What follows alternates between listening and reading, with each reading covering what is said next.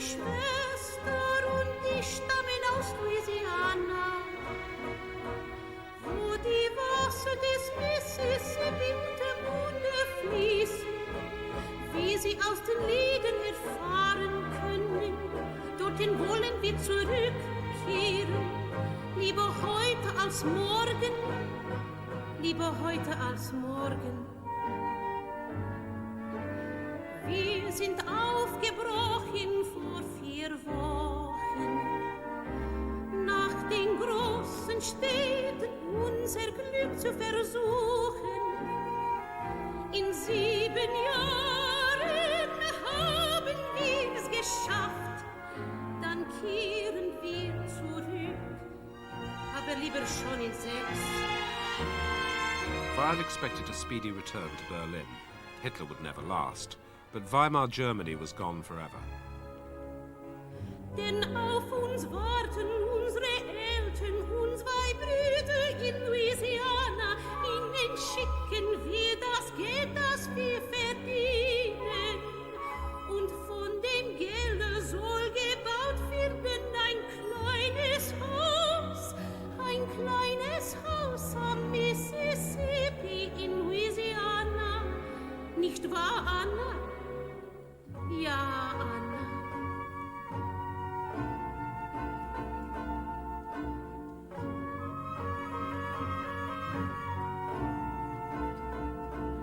Meine Schwester ist schön, ich bin praktisch. Sie ist etwas verrückt, ich bin bei Verstand. Wir sind eigentlich nicht 2 Personen, sondern nur eine einzige. Wir heißen beide Anna. Wir haben eine Vergangenheit und eine Zukunft, ein Herz und ein Sparkassenbuch. Und jeder tut nur, was für die andere gut ist. Nicht wahr, Anna? Ja, Anna.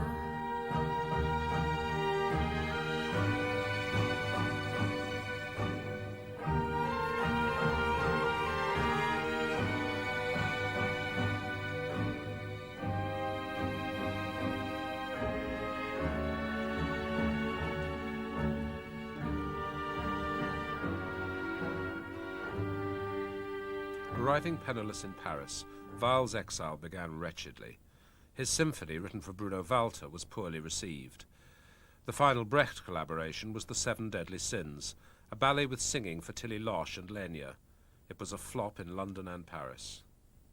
An ambitious musical on the arms trade also failed in a heavily mangled version. He had hit rock bottom.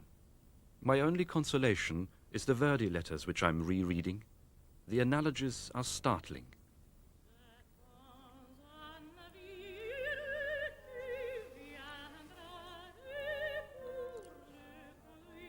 September 10th, 1935. The SS Majestic docked in New York.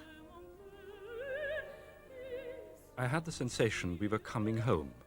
Those who come here seeking the freedom, justice, opportunity, and human dignity they miss in their own countries are Americans before they arrive.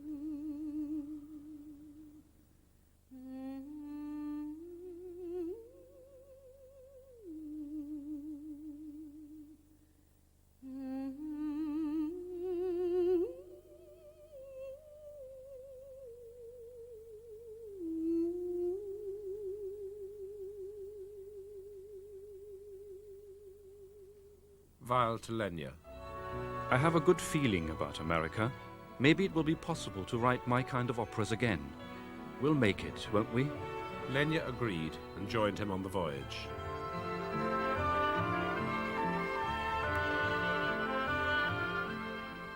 It was his score for The Eternal Road which brought him to America.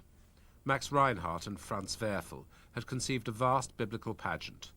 Ominous news from Germany escalated its relevance. Weill, the cantor's son, was reclaiming his roots. My music is un-German, un-Aryan. They call it asphalt music because it smacks of the city, which is to me a great compliment.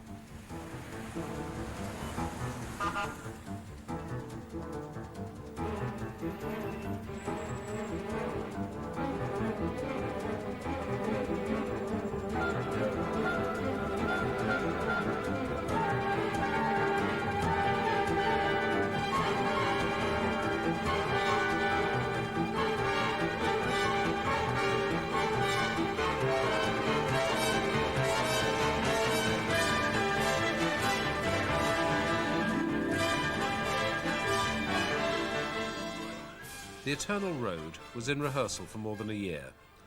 Weill needed to find work. By spring 1936, he was collaborating with the left-wing group theatre, transforming an old plan to do the good soldier Schweik into an American anti-war parable.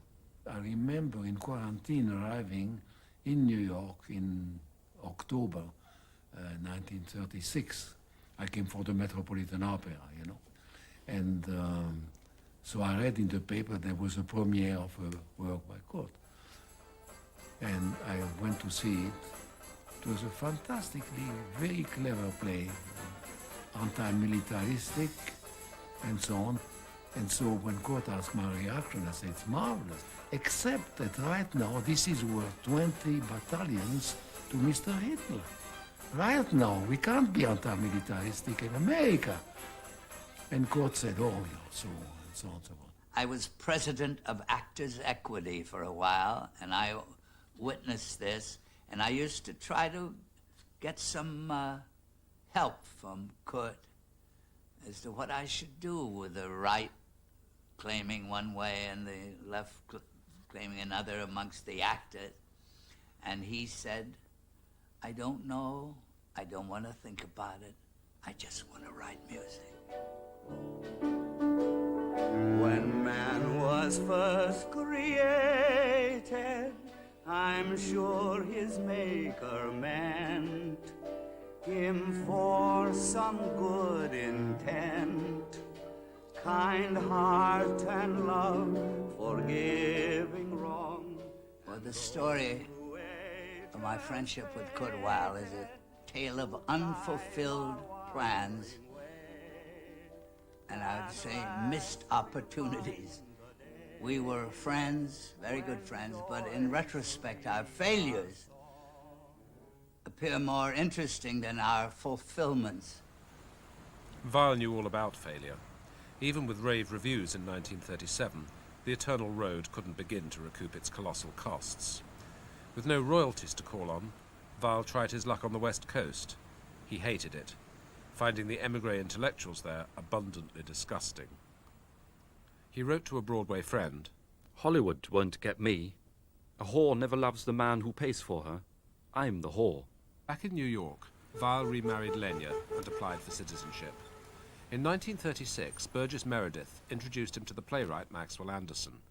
Knickerbocker Holiday was a celebration of American anti-authoritarian beliefs. Anderson wrote, "The gravest and most constant danger to a man's life, liberty, and happiness is the government under which he lives." How can you tell an American? Has he any distinguishing flavor? Could you spot him on an elephant in Turkestan, or floating on a raft 50 miles at sea? As you know a single leaf from a sassafras tree by its characteristic savor. It isn't that he's short or tall. It isn't that he's round or flat. It isn't that he's civilized or aboriginal, nor the head size of his hat. No, it's just that he hates and eternally despises the policeman on his beat and the judge at his assizes, the sheriff with his warrants and the bureaucratic crew, for the sole and simple reason that they tell him what to do. And he insists on eating, he insists on drinking, he insists on reading, he insists on thinking, free of governmental snooping or a governmental plan, and that's an American. Weill declared at a radio interview, I have never felt more enthusiastic about any idea than I feel about this American way of life. I would be ready to fight if ever American freedom would be threatened. Since I've never felt this way before, I think I may have the right to say I'm an American. And he won't go to heaven, and he won't go to hell, And he will not buy, and he will not sell, according to the precepts of a governmental plan, and that's an American. tell an American. How can you tell an When it American comes right down to cases, when it comes right down is to there any one cases? virtue or Is there particular any one vice, virtue or like a Scotchman's particular vice, whiskey or like a a Scotchman's Chinaman's whiskey rice, or a gypsy's Chinaman's rice, addiction to or a the gypsy's moving van addiction to that the marks moving him van among that the marks him races. among the It isn't that he's black or white. It isn't that he works with tools. It's only that it takes away his appetite to live by a book of rules. Yes, it's just that he hates and he damns all the features of any mortal man set above his fellow creatures. And he'll hate the undertaker when at last he dies, if he hears a note of arrogance above him where he lies. He does his own living, He does his own dying, does his loving, does his hating, does his multiplying. without the supervision of a governmental plan. And that's an American.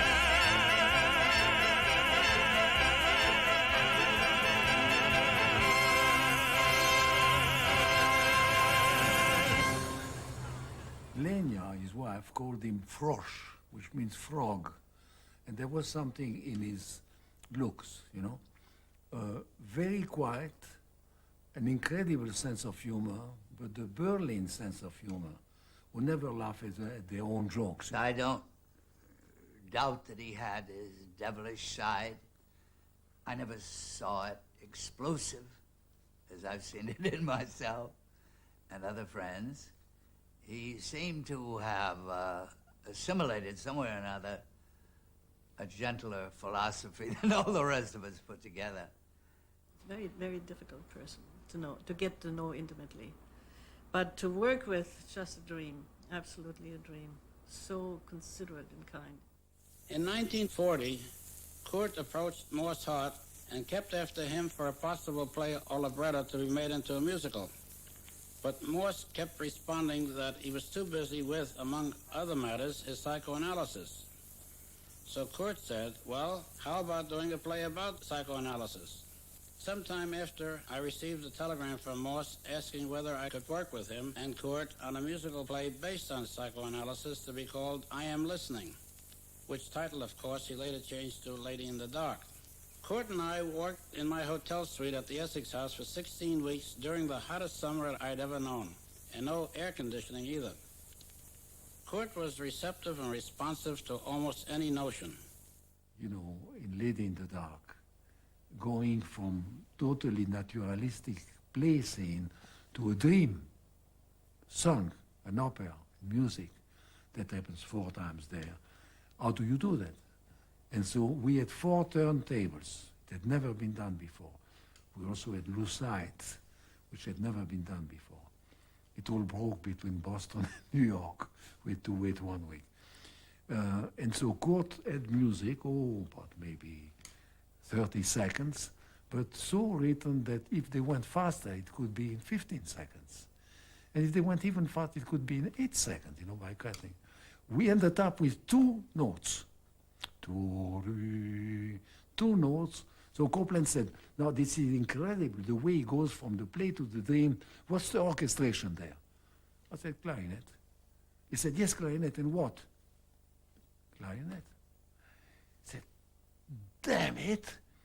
We slaved 6 months to find a thing like that, and Kurt does that with 2 notes. The composer and critic Virgil Thompson wrote, "Every work was a new shape, a new model, a new solution to dramatic problems." This is new. I was merely existing. This is new. And I'm living at last. Head to toe, you've got me someone spellbound. I don't know if I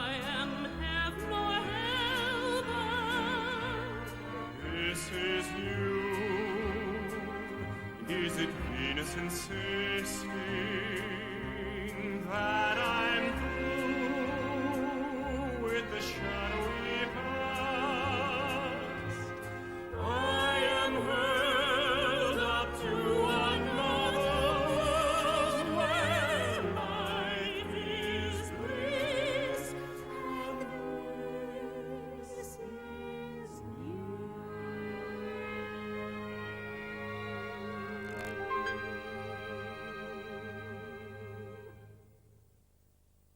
After his first success, I went to his place outside of New York, and we walked along the road. I said, "Now, Kurt, you must write an opera." He laughed. He said, "Who is going to play it?" And so he wrote for Broadway. He never made any bones about it. But the amazing thing is not that he had sold out or given up many of his character traits. The amazing thing is that no matter how hard he tried to write a Broadway show, it was always Kurt Weill. And real Broadway types, Oscar Levant, he was, came to see One Touch of Venus, and he went to see Mary Martin, of course, and then said, "Have a drink with me." And he said, "It's an amazing thing. There is not one single real song in the show." And I said, "Oh, how about this one and that one and that one?" He said, no, you know what I mean. I said, "You mean 8 bars, repeat, release 8 bars, and then again the first, Oscar Hammerstein and Rogers?" And he said, "You know what I mean, a real song. All that is not a real song." On the other hand, a man like Cole Porter said to me, "We couldn't write the way we do if it weren't for Kurt Weill." Tell me, is love still a popular suggestion, or merely an obsolete art? Forgive me for asking this simple question. I'm unfamiliar with his heart. I am a stranger here myself.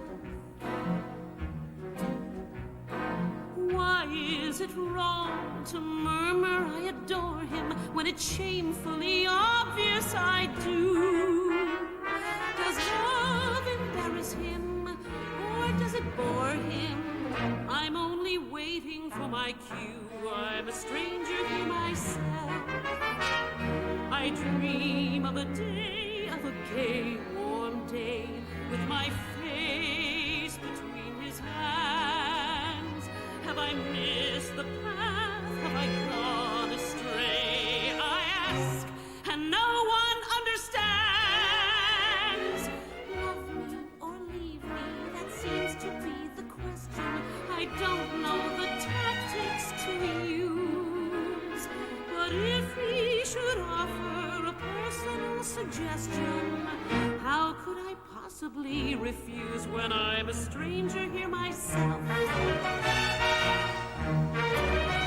Please tell me, stranger, my curiosity goaded, is there really any danger that love is now outmoded?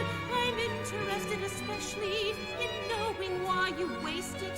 True romance is so fleshly, with what have you replaced it? What is your latest foible? Is gin rummy more exquisite? Is skiing more enjoyable? For heaven's sake, what is it? I can't believe that love has lost its glamour, that passion is really passé. If gender is just a term in grammar, how can I ever find my way since I'm a stranger here myself? How can he ignore my available condition? Why these Victorian views?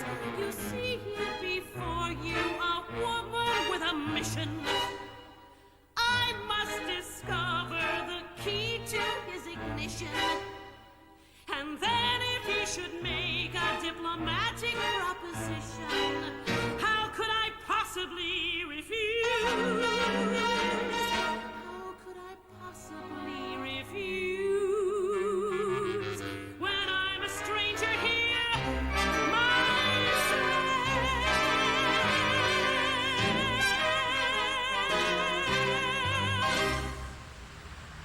my dreams, there's not a word of German anymore, and after the success of Lady in the Dark, I even count in English.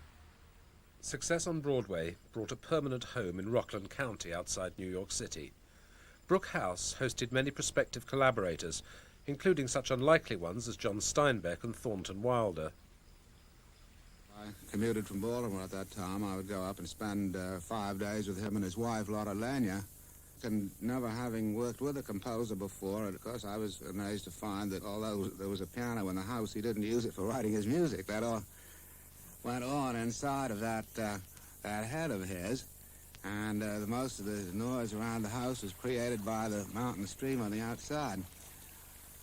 And he taught me the values of quantity and stress, which are so very different from those in light verse, which I'd been accustomed to working with.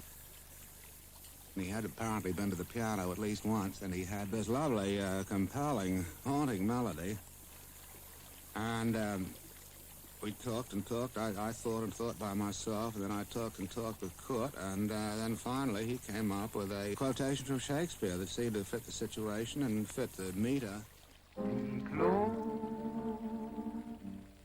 when you speak love.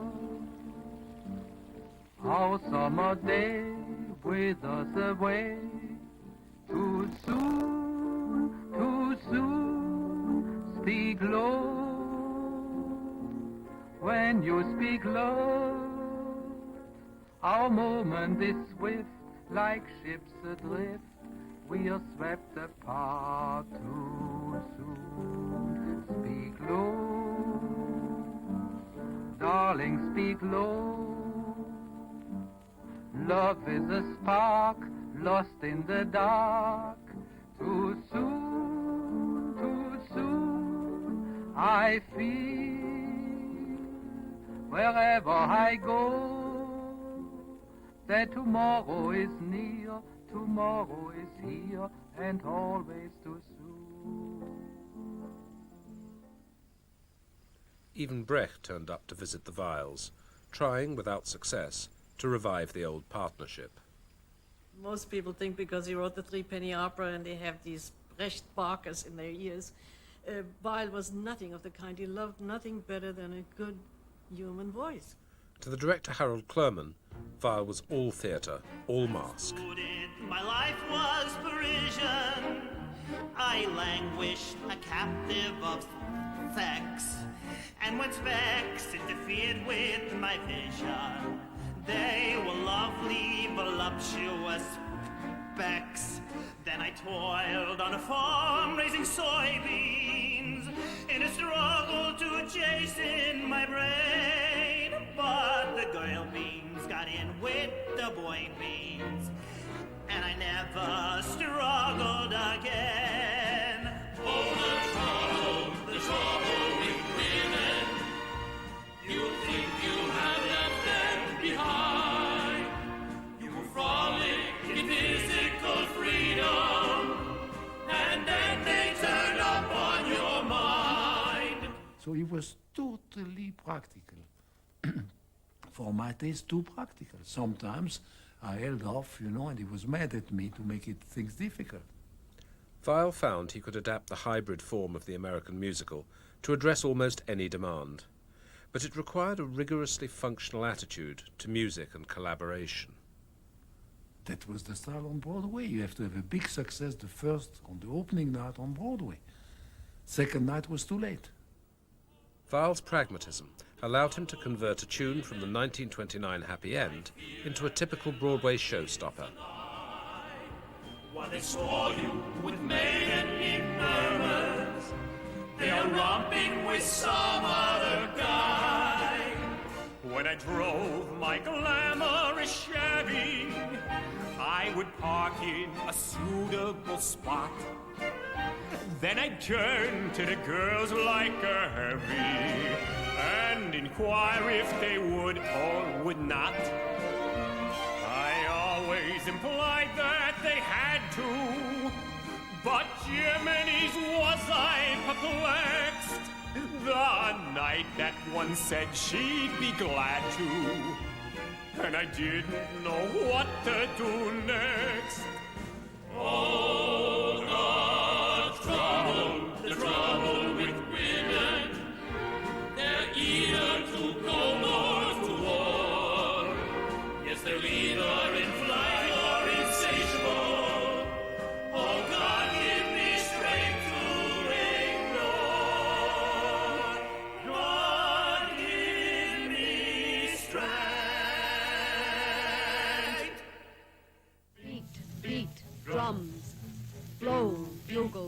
blow through the windows, through doors, burst like a ruthless force into the solemn church and scatter the congregation. Meanwhile, Pearl Harbor had plunged the United States into the World War. So Weill turned to America's great poet for a set of songs intended for Paul Robeson. I was inspired by the extraordinary timeliness of Whitman's poem, which is a passionate call to arms to everybody in the nation.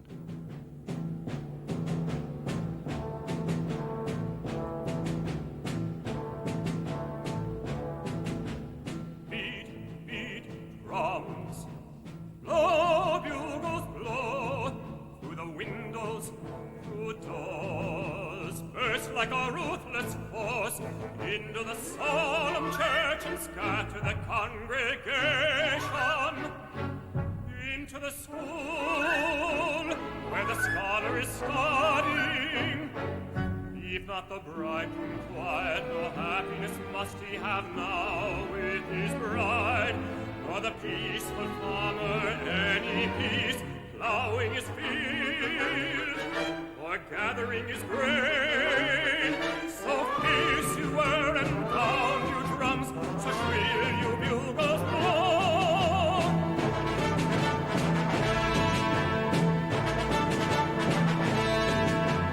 Beat, beat, drums, blow, bugles blow over the traffic of cities, over the rumble of wheels in the streets, a bed prepared for sleepers at night in the houses.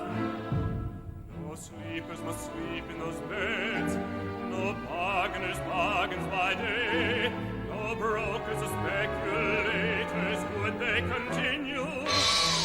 Would the talkers be talking? Would the singer attempt to sing? Would the lawyer rise in the court to state his case before the judge? Then run quicker, have your drums, your bugles wild. Whitman's patriotic voice rallying a nation to war also cautioned against hysteria and inhumanity. Propaganda usually needs to be less ambiguous and also lighter in tone. Hello there, buddy, on the night shift. I hope you slept all the day until the moon came out and woke you up and sent you on your way. Hello there, buddy, on the night shift. I hope you're feeling fine. I left a lot of work for you to do on a long assembly line. Hoping to boost the morale of war workers, Weill and his colleagues decided to put on lunch hour shows. Beyond that, we felt that this might become the birthplace of a real people's theatre, a theatre in the oldest and best sense, comparable to Greek or Chinese theatre or to the miracle plays of the Middle Ages. No voice but ours to echo their cry of, "Remember us." The horror of what was happening in Europe redoubled Weill's war efforts and reawakened his Jewish identity. He provided music for huge pageants like We Will Never Die to alert Americans to the Holocaust.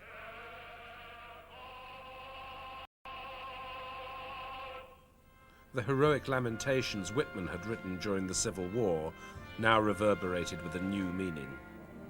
Now nearer blow the bugles, and the drums strike more convulsive, and the daylight o'er the pavement white as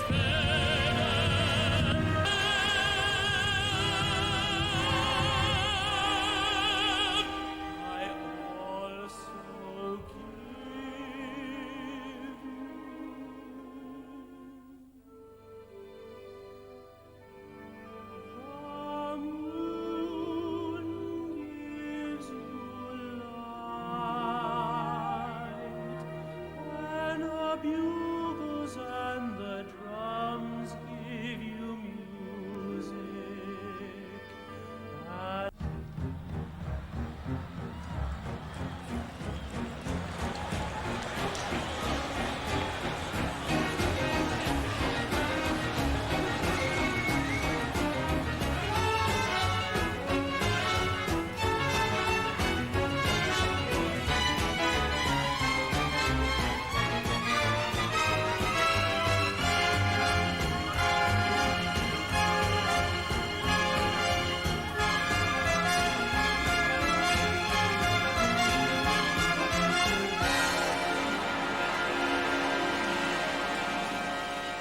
Just before the end of the war, Weill had opened a new show on Broadway.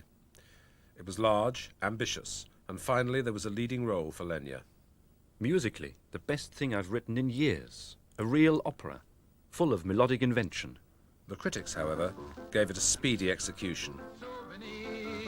Hurry, hurry, hurry, get your souvenirs. Souvenirs of the hanging of Cellini, the greatest hanging of the season. Get your likeness of Benvenuto Cellini. The occasion isn't complete without one. Souvenirs. Hurry, hurry, hurry, get your souvenirs. And each show that they did in America was a progress toward a new sort of American musical theater leading to an American opera.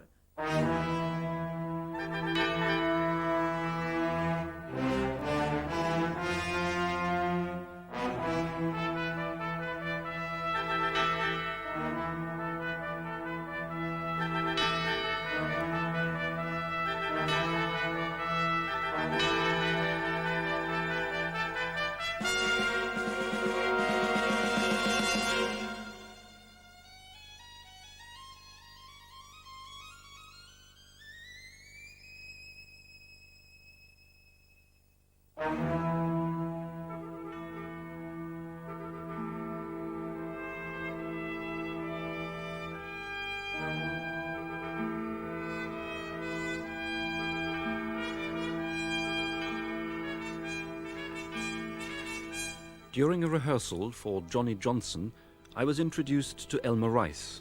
I had seen his street scene in Europe and had thought of it many times as a perfect vehicle for a musical play.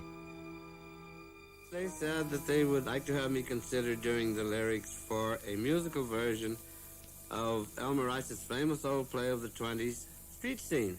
And they told me then what they really hoped that I could achieve was a kind of synthesis of the language of New York City, the feeling of the slums of our city, and of the, well, I guess you might say the folkloric feeling of New York.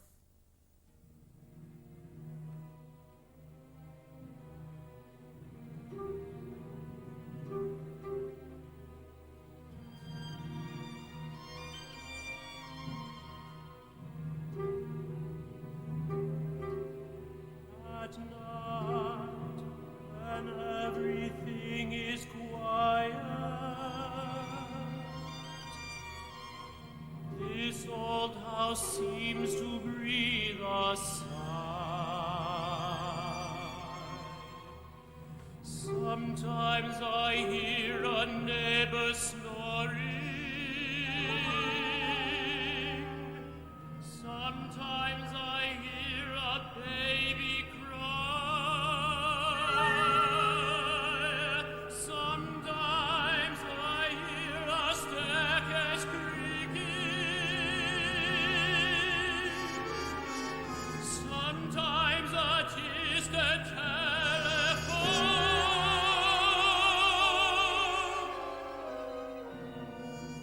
and the quiet settles down again.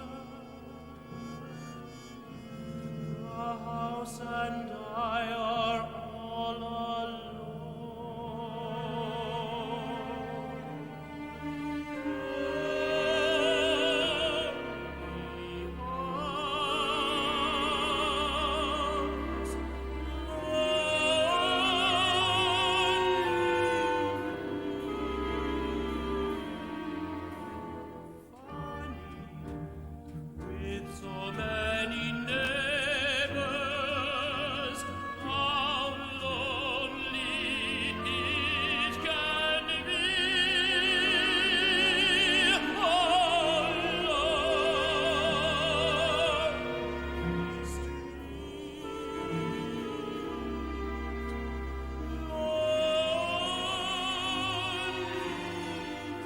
Weill wrote to the director, Ruben Mamoulian.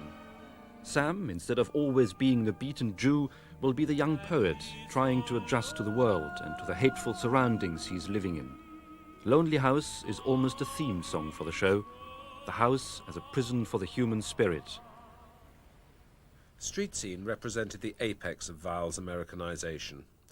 With Rice and Langston Hughes, he he was able to move between dialogue, Broadway numbers and full-scale arias, rich enough to encompass the diverse ethnic characters and their innermost emotions.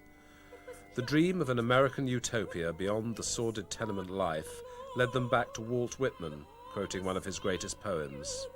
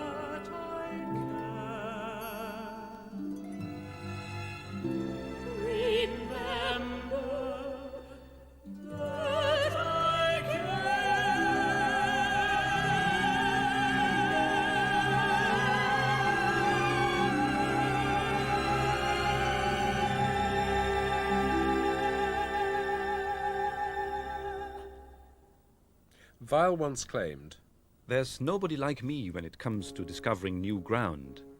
Something new to Broadway was his desire to control every element of the musical side. He told me that they had a budget for the orchestrator, $5,000. It was in 1938. But he said, oh, no, I mean, this is part of my work. And when I told him about a very gifted young man called Lenny Bernstein, he said, Lenny Bernstein, he doesn't even orchestrate his own things. That's your gifted young man, you know. But then again, he didn't like any living composer, except Stravinsky after a while. He was totally possessed with his work. And for instance, in Love Life, you know, when we were on the road in Boston, they suddenly decided they needed another song. Lerner wrote the lyrics, and then Weill sat up all night and wrote the piano vocal, and then he sat up and did all the orchestration himself. And he wouldn't dream of letting anybody else do an orchestration for him, like it's always done on Broadway. What is this thing that's better than spring? What thing is this that's better than a kiss? What is the X that's bigger than sex? What could it be? What could it be? What could it be? It's progress, where every man can be a king. While next to progress, love's a juvenile thing. Yes, Each work has to create its own style, its own texture, its own relationship between words and music. 1 year you may need a loan, and the following year you own New York State. Yes, it's progress. Now that's the life for you, where you can make a pile a day. Love Life, written with Alan J. Lerner in 1948, took stylized vaudeville numbers satirizing urban society and set against them the story of a marriage breakup. Its like was not to be seen on Broadway again until the 1960s, with the arrival of the concept musicals of Stephen Sondheim, Bob Fosse and Hal Prince. Weill and Lerner's comments on the predicaments of our life remain uncomfortably relevant. The markets crumble, the prices crack, and down you tumble upon your back. You're overextended, You have no slack, it can't be mended. You can't turn back, and when you're out on love without a dime, without a job, It's a panic, it's a recession, it's a depression, it's a crash. it's progress. Where every man get on the skies to win with progress. Just industrialized. Yes, it's progress. The only way to happiness. No greater love could there be than for PROGRESS.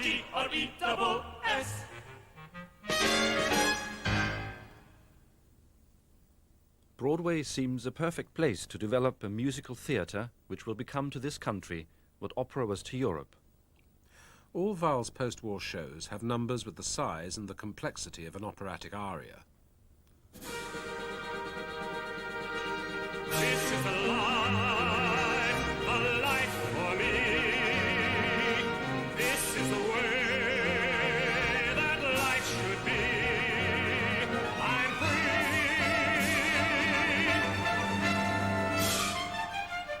I can be as sloppy as I damn well please. I can sprawl on the bed at my leisure and ease. I can throw my ashes all around the floor. I can read at night. I can even snore. The closet's mine, every hanger in there. No more loaded hooks do I ever share. The tub is mine, the sink is mine, the chair is mine, the room is mine, yes sirree. This is life, the life for me. I'm free.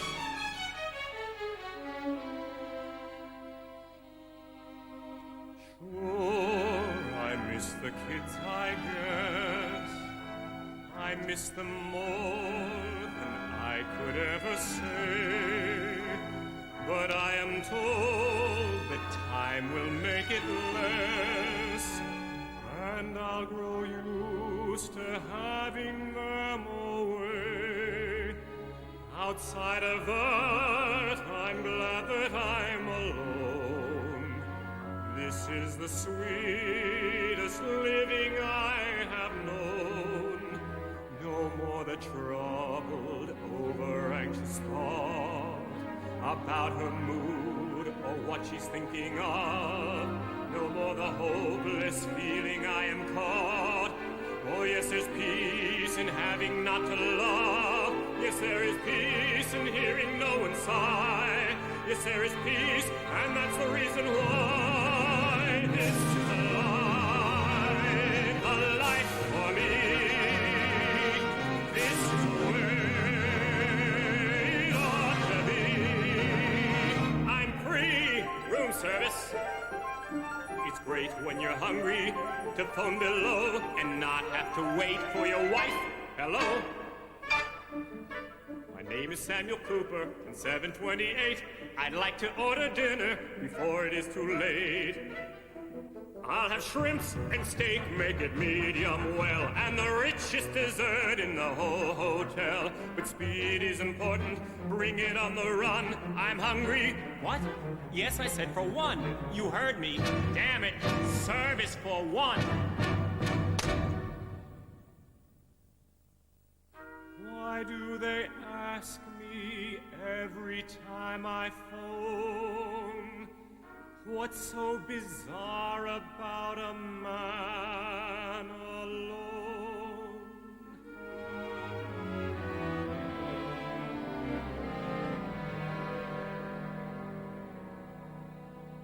Sure, I know it's not ideal. I still have thoughts of her I can't forget. But that's a thing they say that time will heal. I wonder why it hasn't done it yet. I wonder why the memories never go. It even seems they're starting into grow. Now cut it out, go out and have a whirl. You know the spots, go out and have a spree. You've got a phone, go get yourself a girl. Go on, you dope, you're absolutely free.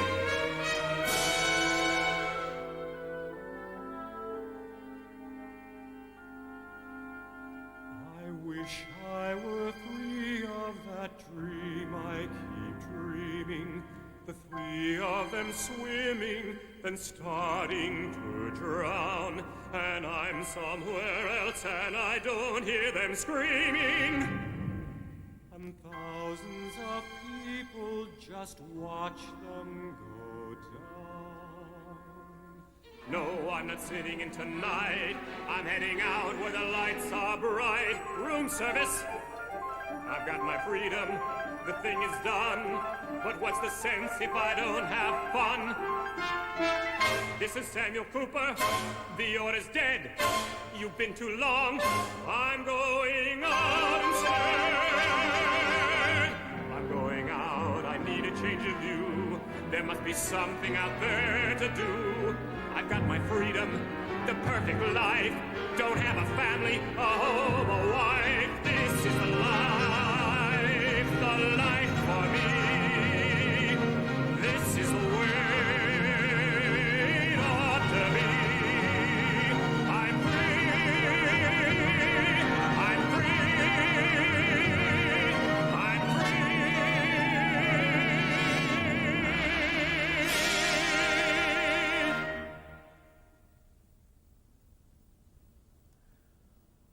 For many, there are two Weills, the authentic German one, and an American impostor who produced commercial potboilers under the pressure of exile.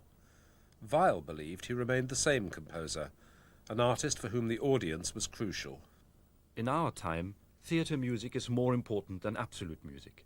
My entire life has been devoted to the theatre, to the formation of a permanent musical theatre.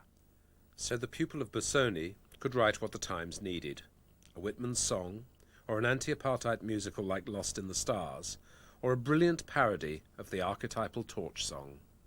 Yes, that's Mr. Right. My darling Mr. Right. Oh, the moment that we meet, I'll tumble. I'll see him and I'll start to crumble. He will say hello, and boom, inside I'll know. At last I found my Mr. Right. He'll take my hand and make my every thought will scatter. Then my heart will give a sing and shatter. Bells will start to ring, ting-a-ling-a-ling, and we'll get married that night. Bang! And I will have Mr. Right here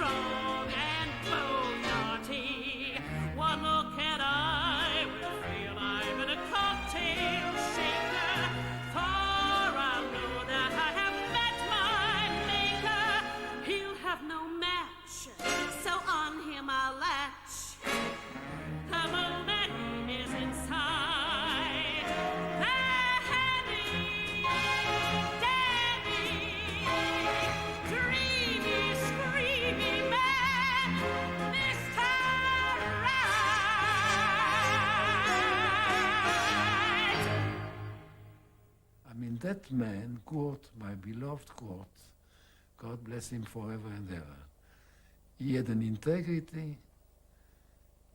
He was ready, as I told you, to give in on any practical matter. In a split second. But inside, there was an integrity that was total.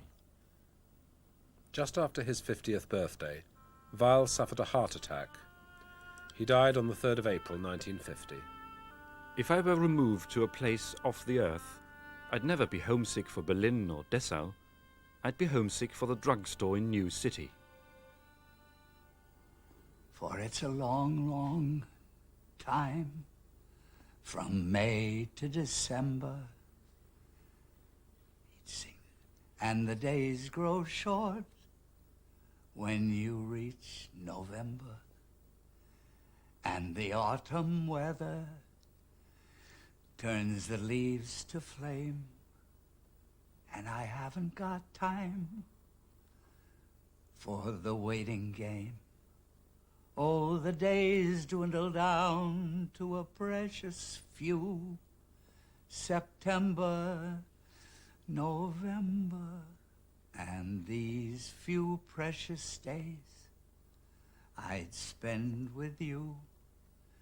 These precious days I'd spend with you. That's that great song they sang in their minds and put it on paper, and we've all been singing it ever since.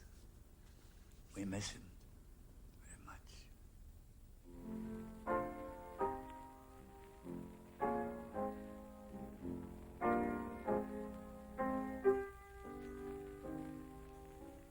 You know the way you feel when there is autumn in the air. That's him. That's him. The way you feel when Antoine has finished with your hair. That's him. That's him. You know the way you feel when you smell bread baking. The way you feel when suddenly a tooth stops aching. Wonderful world, wonderful you. That's him. That's him. He is as simple as a swim in summer. Not arty, not actory. He's like a plumber when you need a plumber. He's satisfactory. You know the way you feel when you want to knock on wood. The way you feel when your heart is gone for good. Wonderful world, wonderful you. That's him. You can shuffle him with millions, soldiers and civilians. I'd pick him out in the darkest caves and hallways. I would know him always beyond a doubt. Identification comes easily to me because that's he. You know the way you feel about the Rhapsody in Blue. That's him. That's him.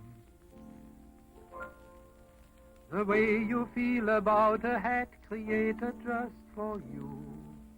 That's him. That's him. You know the way you felt when you heard about repeal. the way you feel that you really shouldn't feel. Wonderful world, wonderful you, that him